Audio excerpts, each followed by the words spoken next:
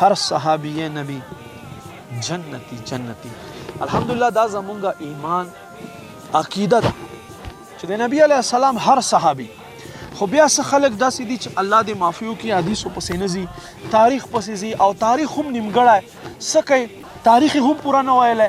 د صحابه کرامو غوندې عظیمو هستیانو هغه چې الله محبوب دیدار کړی هغوی متعلق زبان درازي کوي او تانو تشریح کوي. او په دې کې حضرت امیر معاویه رضی الله تعالی عنہ چې کاتب وحی هم دی او بخاری حدیث دی چې بهترین هادي او مهدی دی، دې باوجوده خلک زبان درازي کوي. نو هغو مسلمانانو ته ما خواست دی، ما عزتمندو، کم خلک چې الله محبوب ته نږدې و هغه څومره بختور خلک و، هغو ادب کوئ، هغو تعظیم کوئ. موږ مسلمان به اهل بیت هم محبت کوو او د هر صحابي محبت په زړه کې ساتو. الله دې موږ ته نورو صحاباو سره سره حضرت امیر معاویه رضی الله تعالی عنہ محبت سره دا جون تیرولو توفیق نصیب کی. آمین بجاه النبی الامین صلی الله علیه و آله وسلم.